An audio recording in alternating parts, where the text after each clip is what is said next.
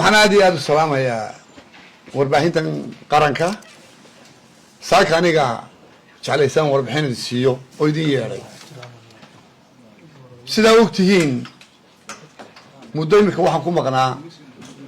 labada gobol ee awdal iyo salid halkaasoo ka jireen shaqaaqooyin gacanka hadal keenay labadaa gobol muddo 2 bilood ah waxaa ka jiray hadallo fara badan oonu iska xil saarnay inaan amniga waxba aanan u dhibin 2 bilood waxaanu ku mashquulsanayn labadaa gobol waxaanu baaraynay waxa hadalkan socda ee warbaahinta la isu marinayo waxa keenaya run ahaan markaan cid walba waraysanay waxyaabahay dadku isku khilaafaan oo la isku khilaafaa weyni may jirin muddo haddii aanu darisnay waxaa dhacday in gacanka hadal yimi gacanka hadalkaa waxaa dhacday in dad la afduubay oo la dilay hawshaas markay dhacday ciidamada amnigu way ka howlgaleen operation bay sameeyeen dadna way u soo xidheen dadna wuu ku dhintay dadna ilaa imika way xidhan waxaase dhacday in gacanka hadal kale uu yimi halkan dabeete waxaanu kaga baxnay wafdi ballaadhan way ka mid ahaayeen wasiirka gaashaandhigu wasiirka khayraadka biyaha wasiir ku-xigeenka distoorka iyo odayaal kaloo fara badan waxaan ugu soo biiray labada guddoomiye gobolka selel iyo gobolka awdal waxaanu kolley sida ula socotaan ka howlgalo waftigana ka mid ahaa iyaguna taliya ku-xigeenka ciidanka bilayska iyo abaanduulaha ciidamada qaranka waxaa dhacday labadaa reer gobolkaa dega in ciidan beeleedyo iska hor yimaada ay aasaaseen jiidihii waxaasi joogeen oo dhan waanu tagnay garbada dar baanu ka bilownay waxaanu marnay dabaysa waxaanu marnay usuli waxaanu marnay jiri waxaanu marnay xariirad waxaanu kusoo gebagabanay boon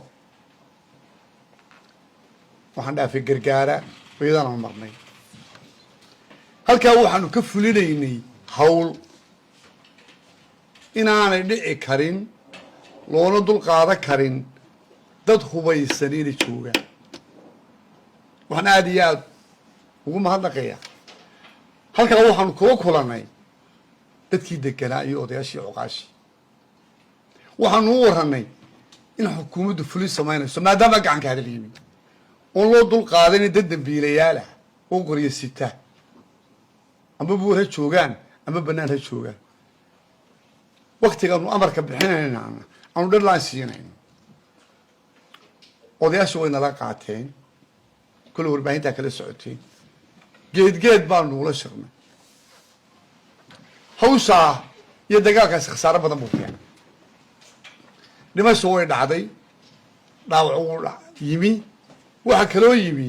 dhaqan cusub oo tuulooyinka la gubaayo oo dhismayaal la gubay oo iskuul la gubay kayskaa ilaa 30 qof ayaa u xidhan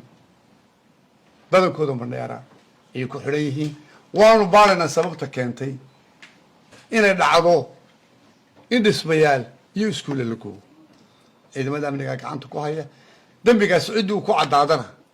tallaabo adigo sharciga waafaqsan ayaa laga qaadaya waxaan uga mahadnaqayaa inta aan idiin soo sheegay odayaashii aanu la kulannay iyo dadkii aanu la kulannay iyo cuqaashii aanu la kulannay waanu isla qaadanay inay nabadgelyada ilaaliyaan cid walbana ciddii mas-uulka ka ahayd tuulooyinka aanu maraynay ayaanu ka saxeexnay uu mas-uuliyaddaa qaaday inan dambe u qori sita ay sharci daro tahay inay gacantooda ku soo qabanayaan waan uga mahadnaqayaa dadkaasi fidmadaa wixii dhigay iyo sababteedana xukuumaddu weli baaritaan bay ku haysaa waxaan intaa ku darayaa حدود الصومالي لان وانو تقنا وحدود دار ودوان بعد من حدود لان وعشرة بروباغندا لا فيديو oo la yiraahdo xuduud baa laga soo duulay xuduud waxa ku siman ciidamada qaranka amniga Soomaaliland wax duulaana iyo wax dhibaato ah oo ka taagan ma jirto sidoo dhayahay waanu gaarnay waanu soo darisnay si nabadgelyo ah ayay socodka iyo dadku ugu nool yihiin oo wax la naaxinayo waxaana beenanay warkaas inaanu jirin xuduudaha aanu leenahay wadamada jiiraanka way nabad qabaan wax duulaan oo inaga yimi iyo wax cabsiina ma jiraan ciidamada qaranku waxay ku sugan yihiin xuduudaheena waxaan jeclahay aad u mahadnaqo nabada aanu soo xidhnay cadaway le dad badan waa nagala qayb galay walaalkan doonayna ka xuso waxa kamid ah oo ka tirsan guurtida wanagu joogna garbada dar loogu yimi inay nabada qayb ka qaataan aad baan ugu mahadnaqayaa waxaa jiray odayaal dhaqmeed cuqaali iyo salaadiin bay isugu jira oo iyana gabili ka yimi oo doonaya nabadda qayb ka qaataan si wanaagsan loogu yimi iyagana aad iyo aad ayaan ugu mahadnaqayaa waxaan Soomaaliland maanta u sheegayaa nabadda aanu xidhnay dad badan baa ka soo horjeedo diidan oo doonaya nabaddaasi inay fashalanto xukuumaddu indho gaara bay ku eegaysaa amba warbaahinaa ka hadlo amba qoraal ha ka sameeyo loo dul qaadan maayo sharcigaa la waafajinayaa tallaabo adag baa laga qaadaya nabadda gorgorta cidna lagala geli maayo nabadda waxaa ka mas-uula xukuumadda way ku filan tahay geed walba ciidan baa jooga cid lagu baayici karta nabad darro ma jirto waan u digayaa cid kastoo si khaldan wax u sheegta cid kastoo propaganda samaysa cid kastoo ku talaabsata inay yiraahdaan kicin dadku abuura amba si qabali ah ugu abuurto amba si kale ugu abuurto cidii laga daba hadashay nabadda ka daba hadashay qaar badan soo xidhnay marka maxkamadana waa la marinayaa sharciga Soomaalilandna waa la marinayaa tallaabo adag ayaa laga qaaday cid allaale cidii nabadda nagala shaqaysay haddii odayaashaan xusay yihiin waxaan si gaar ah u xusayaa ona ka sheegaya maanta madaxweyne ku-xigeenka hore jamhuuriyadda Soomaaliland Dr. Cabdiraxmaan Sayid inuu ku suntan yahay nabadda inuu aad uga shaqeeyo waxaan aad iyo aad coddoon ugu sheegayaa in Soomaaliland saas oo kale inuu xusta loo sheegayo isagoo qarankiisa u soo shaqeeyay 48 saacadood geed hoostii oo dabeel leh oo dhaxan leh inuu la joogo uu noolooyay ilaa saxiix u dambeeyay inuu la joogo si gaar ah ugu mahadnaqayaa isagoo qarankana hore ugu soo shaqeeyay waxaanay tusaale wanaagsan u tahay dadka ka warwareegaya nabadda waxaan dhaliilayaa aan qarinaynin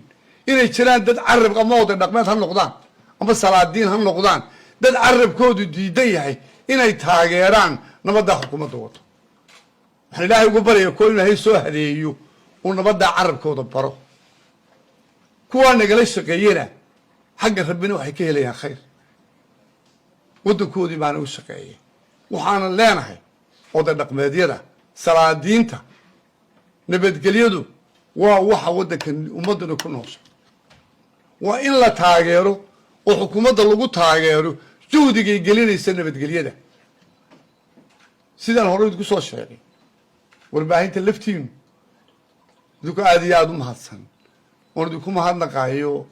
sida qeybta wanaagsan uga qaadateen ictiraafka Somaliland fadlan idinkana waxaan ka codsanayaa in qeybta nabadgelyada qeyb weyn wada ka qaadata way waxa ku dhisan jiritaankeena waxa loogu talagalay maadaama waddankan imika ictiraaf helay in nabadgelyadiisa khalkhal la geliyo oo gacmo shisheeye ay geliyaan iyagoo ku soo dhuumanaya qaar innaga ay doonayaan adeegaan inaad nagala qayb qaadataan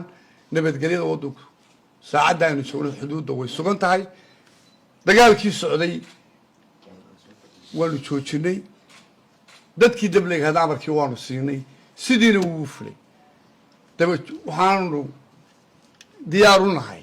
oo ciidamada amnigu good balba u joogaan inay sugaan dabagal ku sameeyaan sida aan idiin sheegay nabadgelyada xukuumaddaa ballan qaaday way ku fulan tahay qof aanu gorgortan kala gelinun shuruudna kaga xidhi kara nabadgelyada ma jiro aad iyo aad baan idin salaamayaa wasalaamu calaykum waraxmatullahi wabarakaatu